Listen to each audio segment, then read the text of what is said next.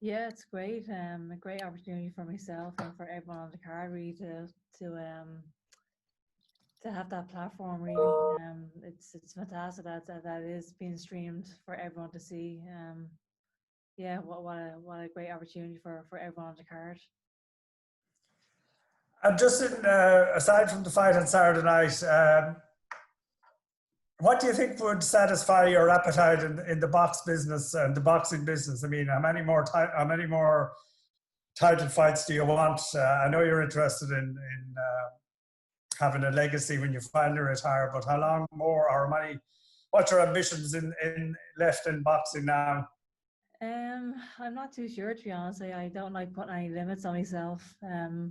I just take each fight as it comes, I suppose. But I definitely have no plans to retire anytime soon. That's for sure. I hope I'm involved in huge fights for years to come. Um, I obviously just want to continue to win, continue to defend my titles, and like I said, I just want to leave a fantastic legacy behind me.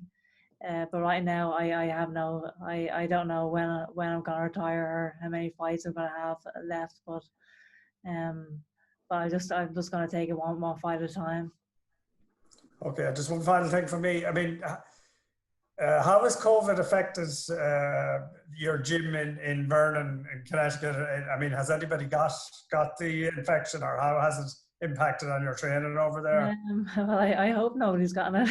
I don't know. I haven't heard anyway, but it hasn't affected me too much, to be quite honest. I live a very quiet life anyway. Um, the gym is obviously still open for all the fighters. Um, over these last few months, which has been great, and it's probably a bit trickier to get spars right now just because of the situation that we're in. But it's the same for everyone, I suppose. Um, but really, all in all, it hasn't affected me too much. I don't think I'd be doing anything too much differently if the virus wasn't around. Yeah. All right. Well, best of luck. Yeah. Thanks, Sean. I can see we've got Kevin from the Irish Sun. Kevin, do you want to jump in with questions, please? Okay. Hi, how's it going? Hey, Hi, Katie. How are you? Very good, and yourself? Yeah, not too bad. Katie, do you believe that your experience of having boxed in a bubble already will benefit you in this fight? And were you nervous beforehand of the last time about what the effects of boxing in an empty arena would be? I wouldn't say I was nervous about it at all. I don't feel like I need to I need to perform in front of 10,000 people or whatever to actually perform well. And even with my experience as an amateur fighter, I boxed all over the world in empty stadiums as an amateur. So I think that experience alone, I knew I was going to be able to perform in an empty arena.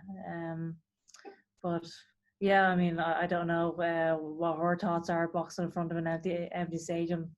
But I'm just focused on myself. I'm looking forward to the fight, prepared well for it, and I'm ready for whatever comes my way really on Saturday night. What was your post-fight impression of Pursuit 2 when you went away and analysed the performance? What did you do well? What did you do not so good? And were you overall pretty happy with the performance? And also, what did you make of Pursuit accepting the result on the night, but afterwards not being too happy or giving out basically about the result? Yeah, I couldn't care less really what the opponents are saying afterwards. It was a very, very clear victory. And anyone who says otherwise don't know anything about boxing really. So I was very, very happy with my performance. I thought my head movement was very, very good in the last fight. I probably stayed there probably a bit too long at times, but overall it was a very, very solid performance. Okay, thanks, Katie. Yeah, thanks, Kevin. Cheers. Yeah. Thanks, Kevin. If we could pass to Luke Reddy from the BBC next, please. Hi, Katie. Hi, how are you? Very good, thank you. Very good. Just ask you a couple of questions. We keep seeing, through the documentary and through the victories and the titles that you just overcome hurdle after hurdle. And I wondered, as with any other sportsman or woman, has your motivation changed? Has what gets you going changed through the journey? Because obviously the goals and the glories are changing along the way, and obviously you're getting that bit older as well. So have you changed anything mentally? I think I'm the type of person that just focuses on one fight at a time, and I've always wanted to be involved in the big fights. That's always been my mindset. I'm not looking to pick and choose my opponents. I want to be involved in big fights, and once I have those big fights secured, I'm just focusing on that one fight. And every time I step into the ring, I suppose I want to produce a great performance, and I just want my performances to, I guess, to be talked about, and I want my performances to shine a good light on women's boxing as a whole. And that's always been the case. I've always wanted to bring great exposure to women's boxing, and that's been the case throughout my whole career. And so I guess my mindset really hasn't changed over the years. I just want to be the best I can be in every single fight. You use the word legacy like a lot, and obviously this weekend we've got 3 women's fights on the card. I wondered, like, if you take yourself back to when you were young, there's going to be girls like that now. What do you think your legacy will look like? What does the legacy look like in your mind?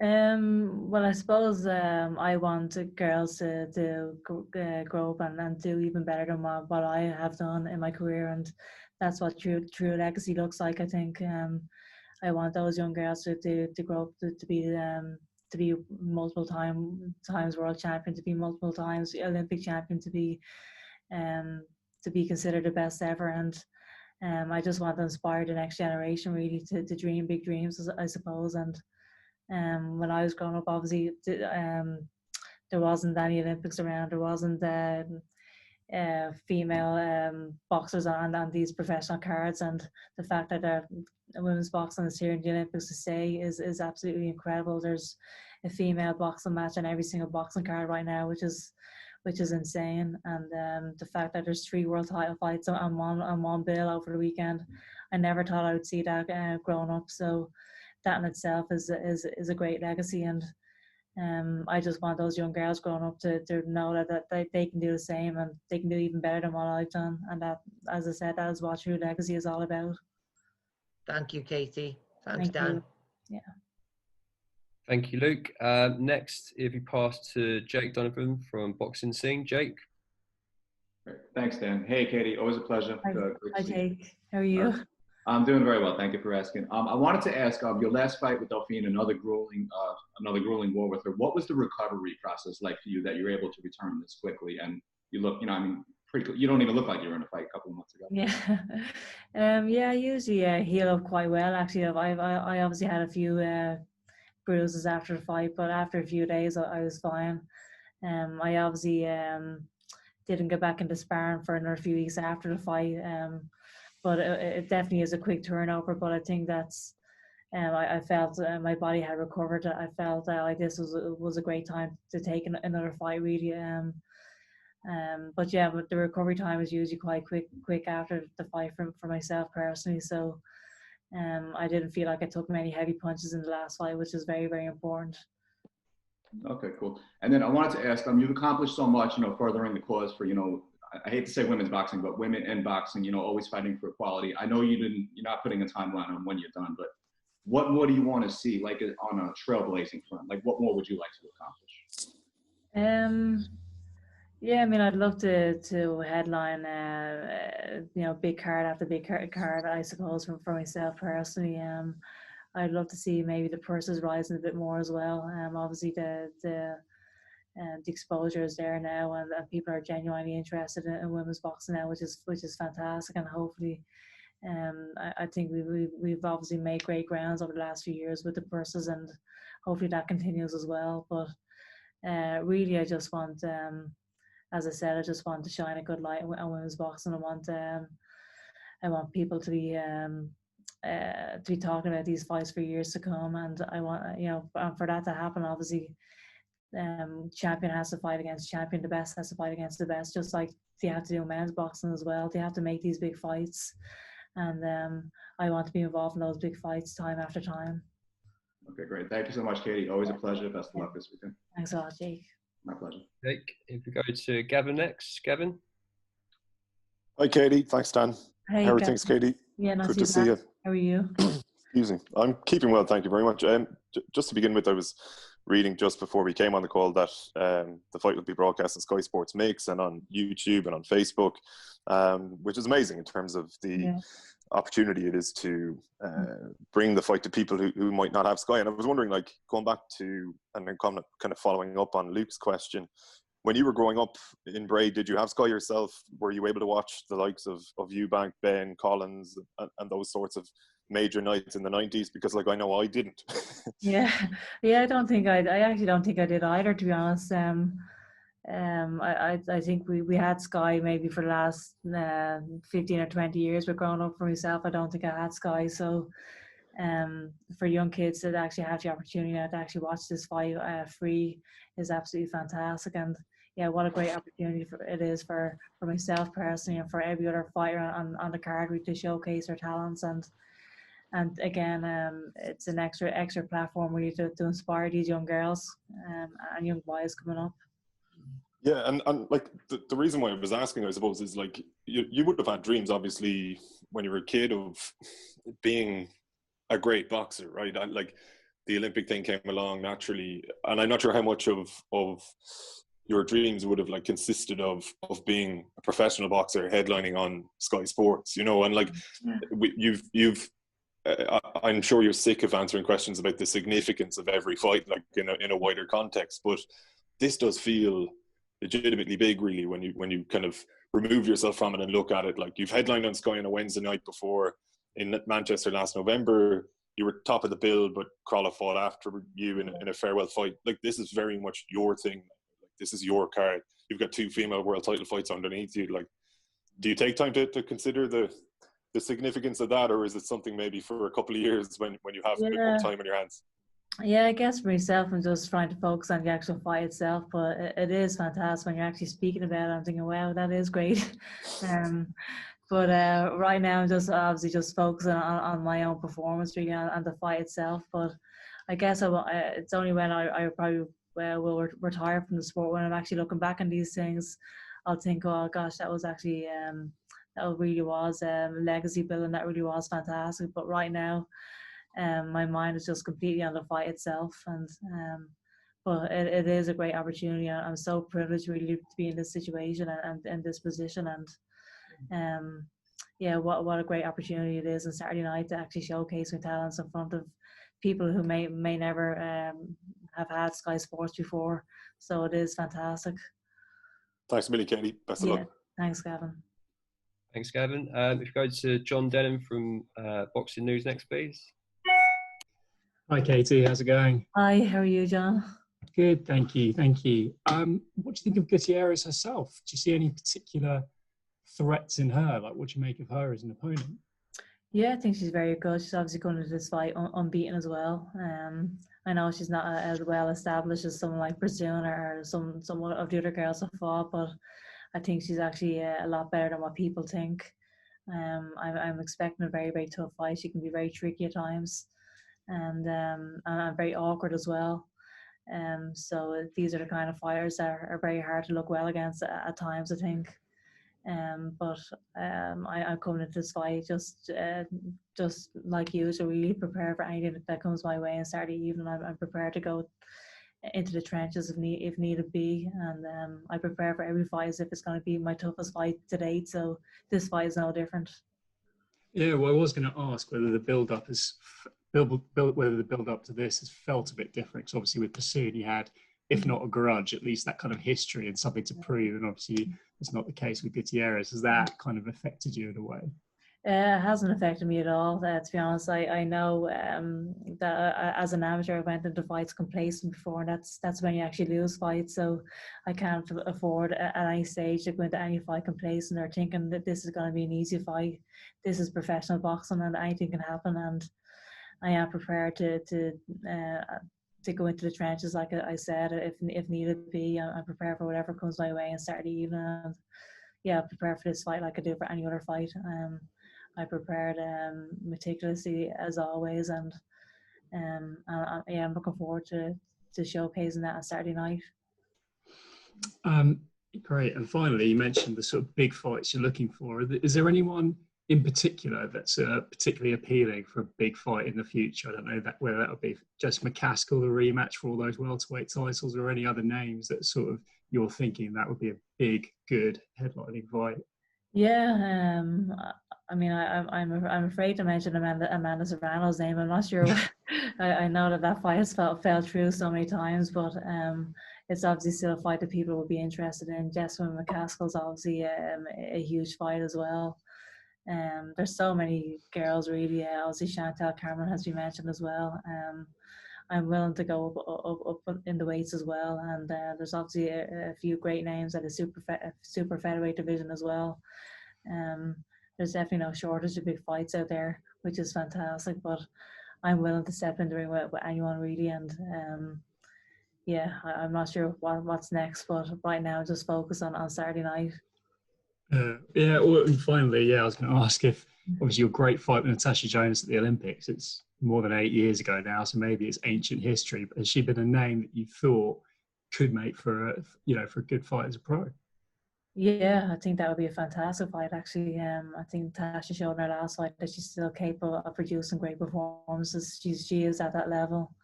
It's a fight that people will be very, very interested in. So if that's a fight that people want to see, I'm very, very happy to take that fight, and I'm sure so is she as well. That is a huge fight, especially over here in the UK. It's a mega fight really. So yeah, I'll be very, very interested in that. Great. Well, that's all from me, but thanks very much and best of luck for Saturday. Yeah, thanks, John. Yeah, cheers. Thank you. Thanks, John. If we go to Phil from PA Media next, Phil. Hi there, Katie. Hi, Phil. How are you? Yeah, not too bad. I was seeing some recent comments from Eddie Hearn about the prospects of you fighting in Ireland again at some point before you retire. What's your kind of take on that, when you might want to do it, how eager you are to do it? Yeah, I mean, I'm obviously always open to fighting back home. I'm not sure when that's going to be. I kind of leave that stuff up to my my team really, but I'm at a stage where I'm not really concerned about where I fight. I'm just concerned about fighting in the big fights and then being involved in huge mega fights. And where I fight is, I mean, that's not really up to me. So, but yeah, I do hope to fight at home. It would be a shame if I didn't fight in Ireland before I retire. So we'll see. Cheers. Yeah, thank you. Thanks, Phil. So we've got 10 minutes left with Katie. So we just try and get through as many questions as we can now. We can try and limit it to 1 or 2 still. We should be able to fire through a few more. If we pass over to Shane Dyer from Boxing Social next, please. Cheers, Dan. Hey, Katie. Hi, Shane. How are you? I'm very well, thank you. And how are you? Yeah, not too bad, thanks. Good. Yeah. Looking back at your professional career, it's safe to say that your toughest opponent so far has been Delphine Bassoon. Mm-hmm. She's opted for that approach to make the fight scrappy. Mm-hmm. Do you believe that your future opponents could possibly think that's the blueprint into beating you? I know you're expecting that from Gutierrez this weekend. Maybe so. I'm not too sure what my future opponents are thinking, but like I said, I will be prepared for whatever comes my way in any given fight, and I'm not sure. I think Pursuing it is unusual in that she has such a big engine as well. That's what made her a difficult opponent. I think it's her engine and her awkwardness, and I'm not sure there's any other fighter out there with a similar style. But regardless of what comes my way, I think I've shown that I can overcome any type of style, any type of opponent, and yeah, whatever comes my way on each fight night, I will be prepared for it. And I just wanted to touch on some recent comments from Chantel Cameron this week. The gist of it is basically she thinks she'd make you crumble if you two were to fight. And I just wanted your thoughts on them comments. I'm not the type of fighter that crumbles, so yeah, we could just move on from that. I'm just focused on Saturday night right now, and if the fight happens between myself and Chantel, we can see it then. We'll see who crumbles. Nice one. Thank you, Katie. Cheers. Thank you. Thank you, Shane. If you go to Jonathan from Pro Boxing Fans next, please. Hi, Katie. How are you? Yeah, how are you, Jonathan? Yeah, good, thanks. Anthony Joshua made some comments today saying that you're a special fighter and you're going to leave a lasting legacy. What do those sort of comments mean from AJ? Yeah, from such a legacy building fighter himself, that obviously means so much.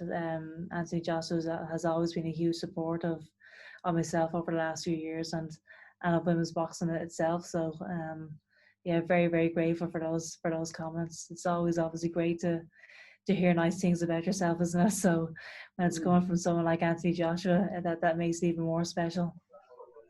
And just one more. ESPN have you ranked number 2 pound for pound. Obviously, Claressa Shields is up there as well. Where do you rank yourself, if I can just ask?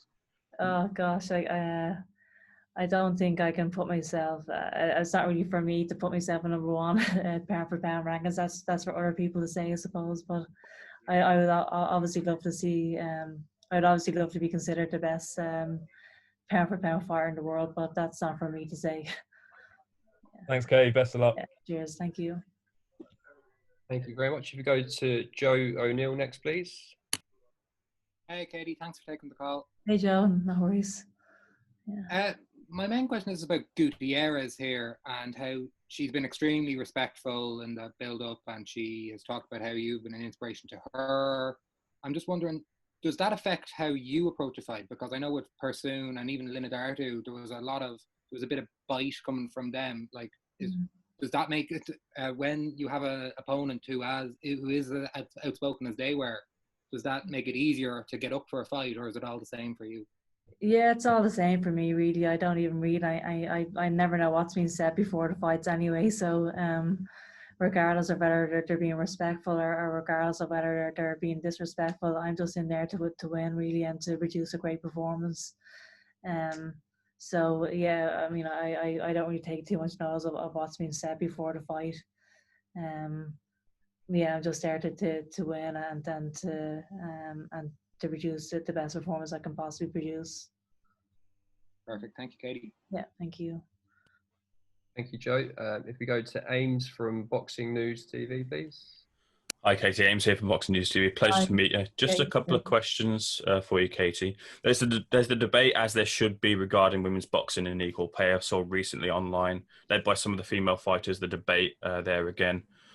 Where do you side on this? Those pushing for equal pay, some saying we need more eyes commercial value on women as well. Where do you stand on that in regards to parity between male and female boxing? I mean, I would love to see the purses obviously rising. I think over the last few years we've made great grounds in that. I'm personally very happy with the purses that I've received for the fights each and every time. But I wouldn't say no to a pay rise either.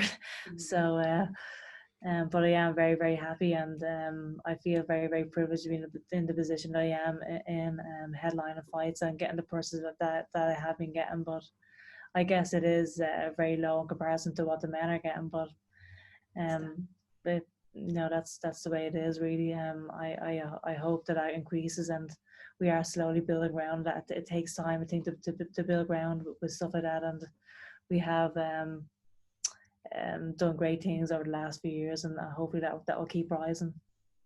And my last question for you is, we've talked about some potential fighters, people that are looking to have fights with you in the future.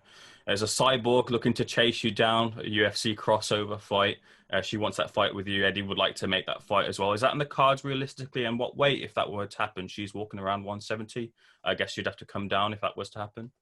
Yeah, I mean, I'm not too sure what's next for me, but I'd be very, very open to fighting Chris Cyborg if that's a fight that people want to see. Absolutely. But yeah, I assume if that fight does happen, she would have to come down, and maybe as some sort of a catch weight.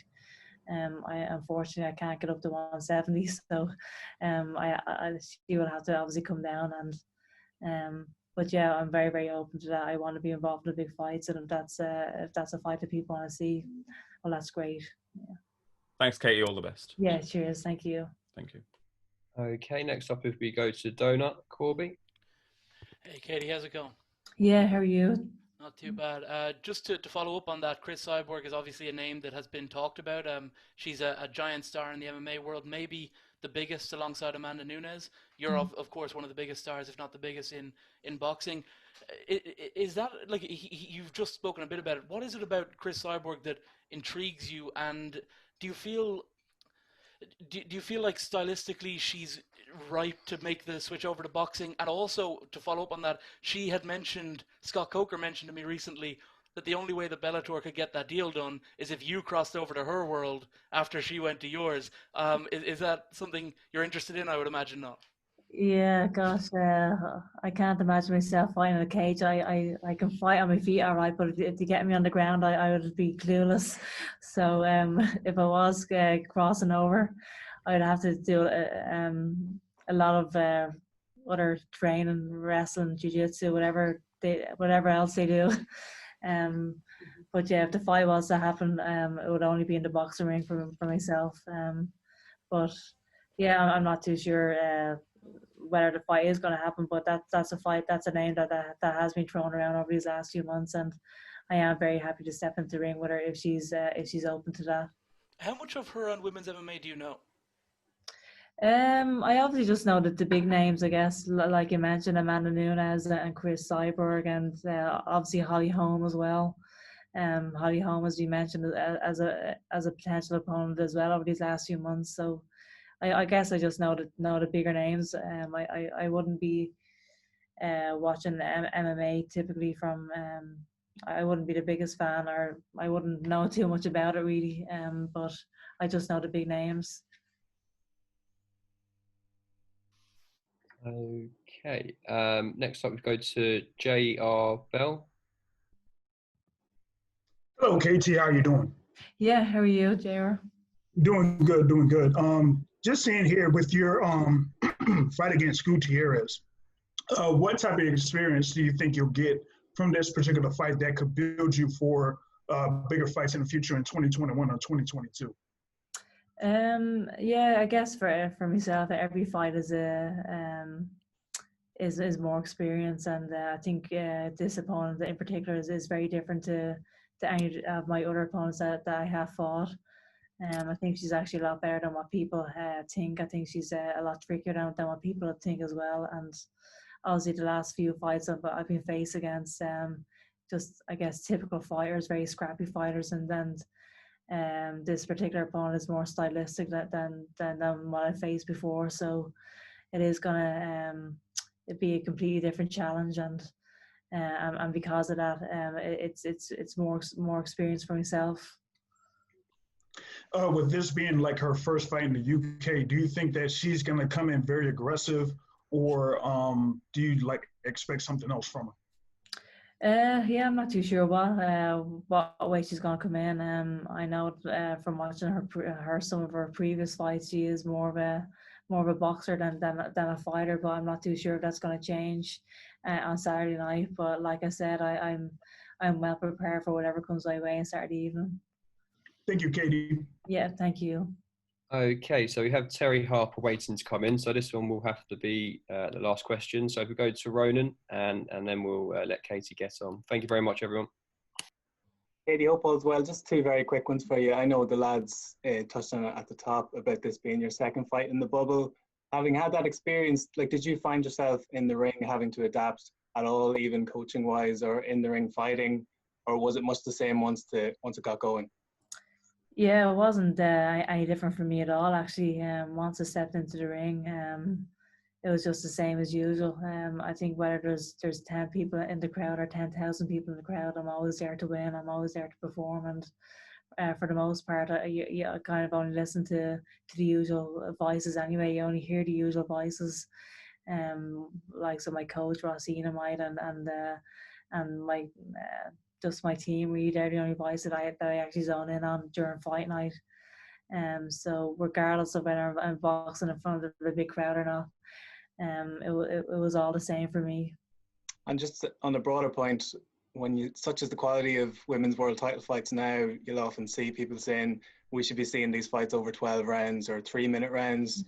As a pioneer or someone at the forefront of the boxing and changes in the sport, would you be an advocate for any changes in that regard in terms of the length of fights or the length of rounds? Yeah, I mean, I think there's pros and cons to both, really, to 2-minute rounds and 3-minute rounds. I think with the 2-minute rounds is obviously a faster pace and it's very, very exciting to watch. Obviously with the 3-minute rounds, then you probably will see probably maybe a few more stoppages, a few more knockdowns, but I'm not too sure what the best move is in that respect. Whether it's a 2-minute round or a 3-minute round, I'm not too sure the results would change too much, to be quite honest, but yeah, I'm not too sure.